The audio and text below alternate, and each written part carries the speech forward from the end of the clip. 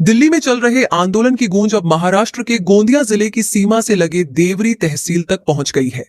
सामाजिक कार्यकर्ता सोनम वांगचुक और अभिजीत दीपके के आंदोलन के समर्थन में देवरी के छात्रों और विभिन्न राजनीतिक दलों के प्रतिनिधियों ने शांतिपूर्ण मार्च निकाला। इस दौरान छात्रों ने शिक्षा मंत्री धर्मेंद्र प्रधान के खिलाफ नारेबाजी करते हुए उनके इस्तीफे की मांग की। इसी बीच उनके इस्तीफे की खबर सामने आने पर प्रदर्शनकारियों ने खुशी भी जाहिर की। हालांकि छात्रों का कहना है कि आंदोलन की अन्य मांगों को भी जल्द पूरा किया जाना चाहिए। देवरी में बड़ी संख्या में छात्र हाथों में बैनर और तख्तियां लेकर सड़कों पर उतरे। छात्रों ने शांतिपूर्ण मार्च निकालकर दिल्ली में चल रहे सोनम वांगचुक और अभिजीत दीपके के आंदोलन के प्रति अपना समर्थन व्यक्त किया। प्रदर्शनकारियों ने केंद्र सरकार से आंदोलन की सभी मांगों पर सकारात्मक और शीघ्र निर्णय लेने की मांग की। मार्च के दौरान किसी भी अप्रिय घटना से बचने के लिए पुलिस का कड़ा बंदोबस्त भी किया गया था। प्रदर्शन में शामिल छात्रों ने कहा कि शिक्षा से जुड़े मुद्दों पर केंद्र सरकार को गंभीरता से निर्णय लेना चाहिए। उन्होंने सोनम वांगचुक और अभिजीत दीपके के आंदोलन को नैतिक समर्थन देते हुए शांतिपूर्ण तरीके से अपना विरोध दर्ज कराया। धर्मेंद्र प्रधान के इस्तीफे की खबर मिलते ही छात्रों ने खुशी जाहिर की, लेकिन उन्होंने स्पष्ट किया कि दिल्ली में आंदोलन तब तक जारी रहेगा जब तक अन्य प्रमुख मांगे पूरी नहीं हो जाती। दिल्ली से शुरू हुआ यह आंदोलन अब देश के विभिन्न हिस्सों में समर्थन हासिल करता दिखाई दे रहा है। गोंदिया जिले के देवरी में छात्रों द्वारा निकाला गया यह मार्च भी उसी कड़ी का हिस्सा माना जा रहा है। शिक्षा मंत्री धर्मेंद्र प्रधान के इस्तीफे के बाद आंदोलन को एक बड़ी सफलता के रूप में देखा जा रहा है, लेकिन अब सभी की नजरें इस बात पर टिकी हैं कि केंद्र सरकार सोनम वांगचुक और अभिजीत दीपके द्वारा उठाई गई अन्य मांगों पर कब और क्या फैसला लेती है।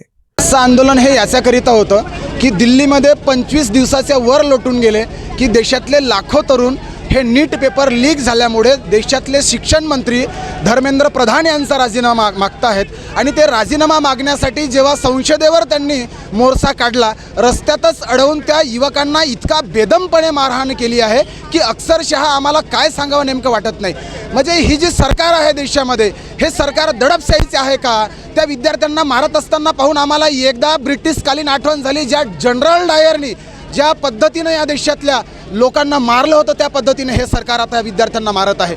आणि त्यातल्या त्यात या देशातल्या विद्यार्थ्यांना बदनाम करण्यासाठी ते सांगत आहेत की नाही, या आंदोलनाच्या मागे चायनाचा हात आहे, या आंदोलनाच्या मागे पाकिस्तानचा आहे। मला सांगा हो, जे 22 विद्यार्थी मरण पावले पाकिस्तानचे होते, चायनाचे होते की कुठले होते? याचं उत्तर आम्हाला सरकारनं द्यावा। यासाठी आम्ही देवरीमध्ये सोनम वांगचुक असतील, सीबीआयची पार्टीचे दीपके असतील यांच्या समर्थनात आणि तमाम विद्यार्थ्यांच्या समर्थनामध्ये आपण या ठिकाणी आलेलो आहोत। सर, आमचं एकच म्हणणं, स्टुडंट्स लोकांचं एकच प्रोटेस्ट आहे की जर तुम्ही काहीही सिस्टममध्ये प्रॉब्लेम्स आहे तर एक अकाउंटेबिलिटी पाहिजे। म्हणजे जर आम्ही काही प्रोटेस्ट करत याहो, पीसफुल प्रोटेस्ट होता, तर तुम्हाला त्याचं उत्तर देणं गरजेचं आहे। कारण आम्ही तुमच्या भरोसे बसलो, तुमच्या विश्वासाने आम्ही पेपर देतो, एवढं वर्ष अभ्यास करतो, तर मग का जर काही प्रॉब्लेम आली तर मग त्याचं उत्तर देणार कोण आहे? कोण त्याच्यासाठी प्रॉब्लेममध्ये हे होणार आहे?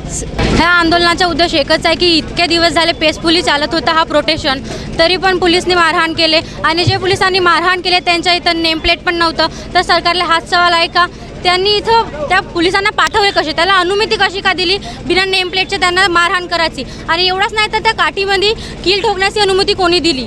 टियर गॅस पण सुद्धा सोडले गेलेले आहेत आणि इतक्या वाईट प्रतीने मारलेल्या आहेत त्या मुलींना सुद्धा पोलिसांना आणि मेल पोलिसांना सुद्धा मारलेले आहेत। इतकी अनुमती पोलिसांना म्हणजे सरकारनं दिली कशी? आणि दिली तर दिली, पोलिसांच्या हाती पण तो होता की पब्लिकला मारायचं कसं?